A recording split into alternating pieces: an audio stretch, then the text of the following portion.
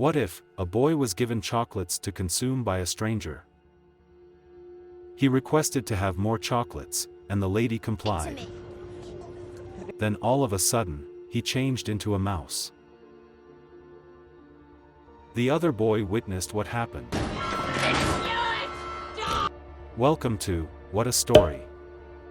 The story starts with a boy named Hero, who lived with his parents until they sadly died in a vehicle accident. The boy was moved to Alabama to live with his grandmother.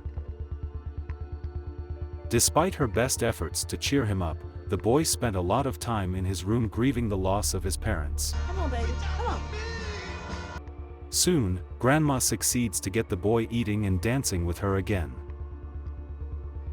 The boy even acquires a little mouse, which he names Daisy and maintains as a pet. Everything appears to be going smoothly until Grandma develops a cough, and a mysterious woman watches them from outside. One day, the boy and Grandma visit the market in the city. A strange woman approaches the boy and speaks to him in a raspy voice while offering him a piece of candy. A snake emerges from her sleeve. The boy returns to Grandma. Forget it, let's just go.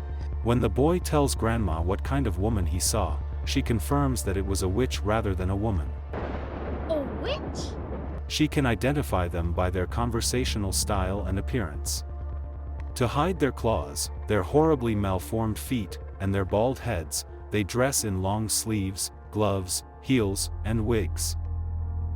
Grandma tells the boy about meeting a girl named Alice when she was a young girl. Grandma noticed Alice approaching a woman who was handing her candy while they were playing together. When Alice consumed it, she turned into a chicken the following morning. Grandma understood what had happened, but no one believed her, so they all assumed Alice had fled. Grandma would go see Alice in her chicken pen every day, lamenting the fact that she could never get back to being normal. Grandma then opens a closet that is often locked and pulls out a number of herbal tinctures, and literature on alternative medicine. Grandma, the boy, and Daisy depart from her house for a hotel getaway, but the boy has to smuggle Daisy in, because pets are not permitted. The Grand High Witch and a sizable number of witches arrive to the hotel as well. Despite the fact that there are no pets allowed, the hotel manager, Mr. Stringer, observes that she is bringing her cat, and has to make an exception for her. Later, the boy runs across an English kid named Bruno, who tells him that he is supposed to meet a woman who will give him candy there. What have you been doing? The boy enters the room where the witches are gathering. Hero hides under the platform.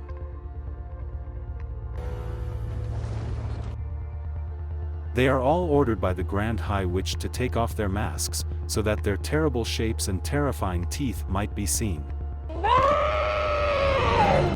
She reprimands them all for their recent failures, but she has also created a secret potion that will turn all kids into mice. The moment Bruno walks in, she knows he's coming and offers him the chocolate she promised. The boy then notices Bruno becoming into a mouse.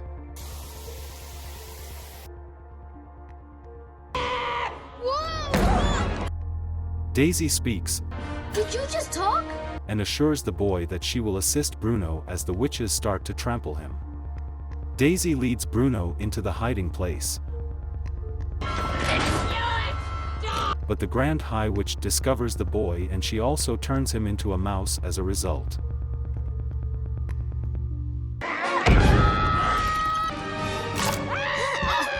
She tries to catch them by extending her arms through the vents, but the mice run away and her claws get damaged when they strike the fan.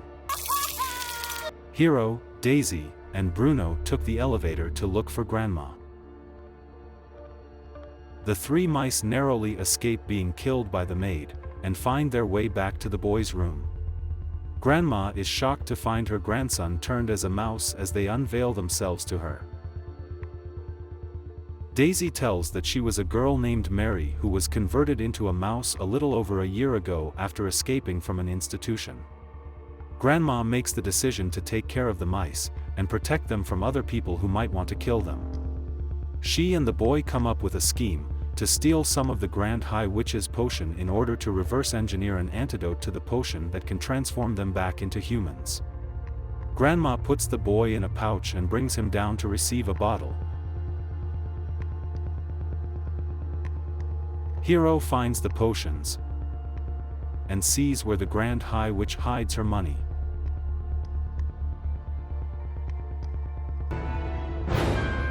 But the Grand High Witch almost captures them. Luckily, Mr. Stringer arrives. The cat looks to love the cage that Stringer brings the Grand High Witch. You can stay in it, traitor! Grandma attempts to use one of her concoctions with the potion, but it is ineffective because the potion does not alter itself, rendering there to be no way for the mice to return to their natural state. Grandma is upset, but when the boy explains that he doesn't mind being a mouse, Grandma decides to accept him, along with Bruno and Daisy, as her own. The group then decides to use the witch's potion against each and every one of them. The potion is smuggled through a vent by the boy, who then pours the entire contents of the bottle into a bowl of pea soup that the witches had explicitly requested be bland and flavorless. Grandma visits the dining area and observes the witches assembling for lunch. The Grand High Witch appears to remember Grandma, and makes fun of her by saying that she was the one who cursed Alice when they were children. Suddenly, the other witches begin to transform into rodents, causing the other hotel patrons to scream and try to stomp them out. Meanwhile, the mice steal the Grand High Witch's room key. The mice are brought into the room by Grandma to steal the Grand High Witch's supply of potions and money. But the witch spots them first. She yells at Grandma and the mice, but Bruno and Daisy go under the bed. The pea soup. Stupid food. They use two of the mouse traps there to grab hold of her feet. The boy throws himself and a whole potion bottle into the air as the Grand High Witch cries in agony, pouring the bottle down her neck and turning her into a horrible rat as a result. She pursues the mice until Grandma catches her in a box full of books.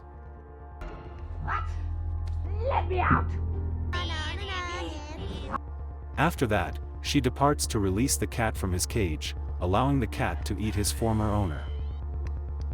To transform other witches into rats, Grandma and the mice steal the potions and money. Grandma wants to give Bruno back to his parents, but they reject him since they think he looks like a mouse. So Grandma adopts him. She adopts him and Daisy, and even though the boy and Grandma are aware that they will probably pass away together, given the short lifespan of mice, they choose to make the most of their time as a big, happy family.